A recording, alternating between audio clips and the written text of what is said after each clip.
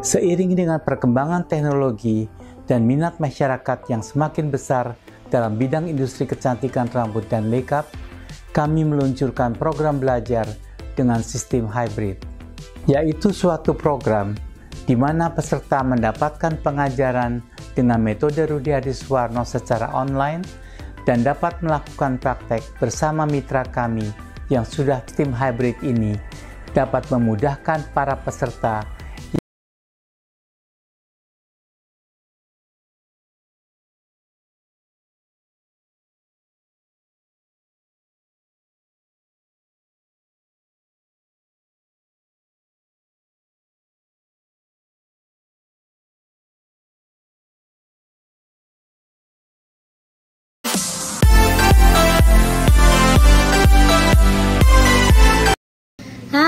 Balik lagi di kursus salon murah. Nih ada pertanyaan bagus nih. Ada pertanyaan bagus dari Hanindya Aska. Aku kadang minder sama salon-salon yang ada di sekitarku yang sudah ada treatment yang lengkap. Sekedar sharing ya kak, aku masih pemula untuk potong rambut. Suatu ketika ada anak teman ibuku potong di aku. Besoknya aku ketemu dia, rambutnya sudah beda model. Maksudnya sudah dipotong di salon lain.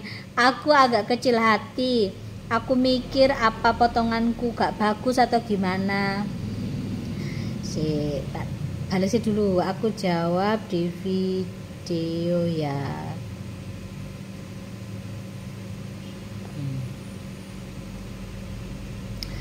Halo Hanindya, aku jawab ya pertanyaan kamu. Pertanyaan kamu ini bagus Pol. Dan ini sering terjadi dialami oleh salon-salon pemula.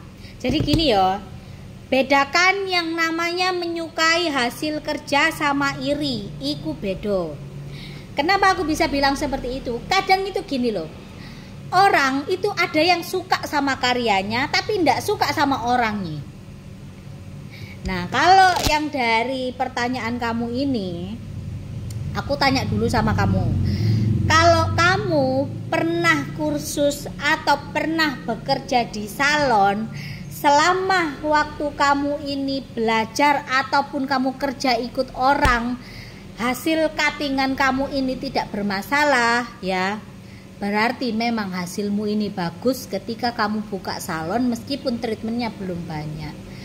Tapi ketika kamu buka sendiri sedangkan pengalamanmu ini sudah cukup, dalam arti pengalaman ikut orang ataupun belajar ke orang, terus ketika kamu buka salon terus ada segelintir orang ketika pengen nyobain potong di tempat kamu, terus besoknya sudah beda model lagi, itu ada beberapa jawaban. Satu, karena dia cuman pengen ngetes hasil potongan kamu. Sebenarnya gampang kalau untuk ngeliatin hal-hal kayak gini.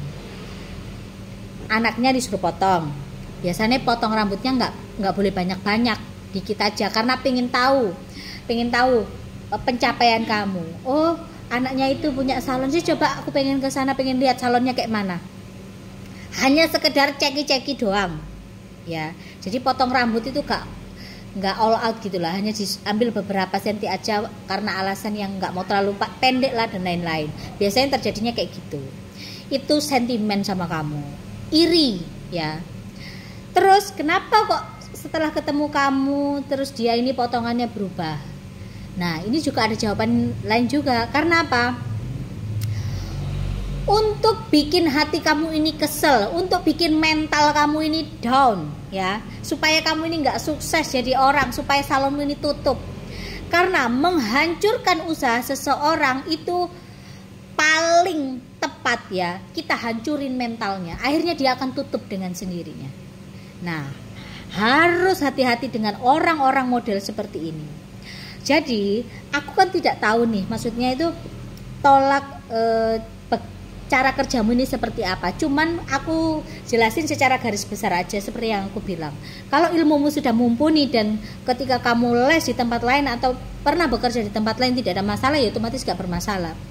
Tapi kalau orang yang satu ini nih dengan datang ke tempat kamu untuk potong terus besoknya beda lagi modelnya, itu sudah pasti ada something, dalam arti ya pasti ada iri hatinya.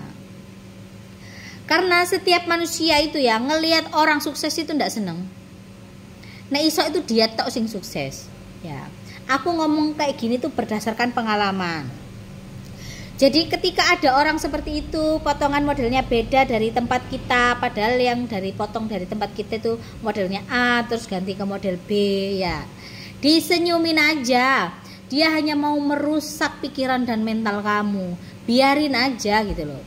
Nggak selamanya orang ini cocok makan pisang goreng pakai sambal. Kadang ada orang suka makan pisang goreng aja. Ada orang suka makan pisang goreng cuma sama kecap. Ada yang kayak gitu, beda selera. Jadi kalian nggak perlu yang namanya sakit hati. Terus akhirnya mental kamu kecil, jangan ya. Banyak cara untuk membuat orang ini down secara mentalnya. Dihajar seperti itu. Nggak sakit sih, nggak berdarah, cuman gimana gitu di dalam hati, pasti kayak gitu yang kamu rasain. Jadi jangan pernah kamu down mentalnya.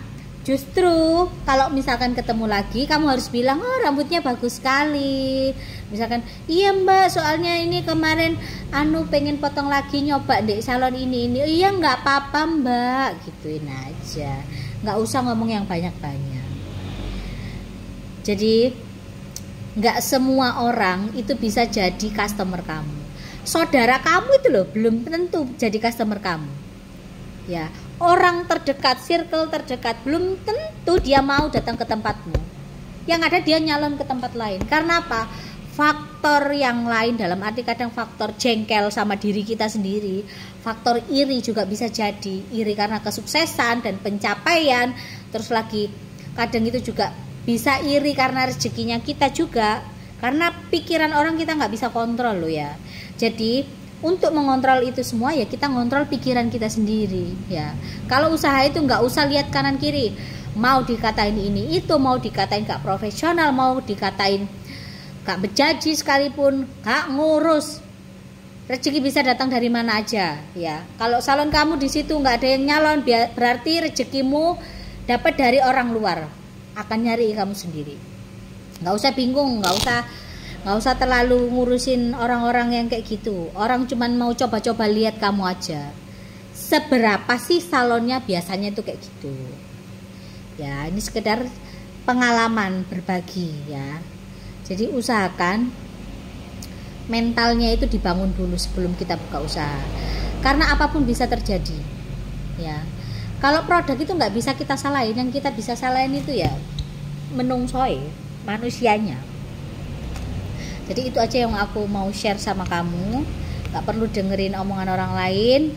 Jadiin omongan orang lain itu motivasi buat dirimu sendiri ke depannya supaya kamu lebih maju, lebih bisa segala-segalanya. Terus kamu harus sering-sering pamer karya maksudnya. Supaya orang yang cemooh kamu itu bisa ketampar sama hasil karya kamu. Karena kita jelek-jelekin orang pun nanti kita dijelek-jelekin orang lain juga kita pasti akan sakit hati. Jadi lebih baik biarin aja. Fokus sama salon kamu, fokus benahin diri. Kalau ada rezeki ya bisa belajar ke tempat lain, ngasah ilmu lagi, berkumpul dengan orang-orang yang positif. Supaya apa? Supaya kedepannya pun mindset kita juga positif. Jangan ketika kita usaha, kita kumpul dengan orang-orang yang mindsetnya gitu-gitu aja. Pasti usaha kita itu nggak akan berkembang. Dan satu lagi, semakin kita ini pintar usaha, orang itu akan semakin menjauhi kita. Beda dengan kalau kita kumpul sesama orang usaha, ya, beda lingkungannya. Jadi ketika kalian berada di lingkungan yang tidak sejalan dengan kalian, ya wis biarno aja. Ya, karena nggak ada jalan lain ketika kita ngurusi hal-hal kayak gitu tapi bikin kita sakit hati, ngapain? Gak usah dipikirin ya. Itu aja sih yang mau aku bagi dan aku share. Semoga pengalamanku ini bisa jadi acuan buat kamu sendiri. Karena yang paling penting ketika kita sakit itu bukan obat tapi semangat. Jadi tetap semangat buat kamu. Bye-bye.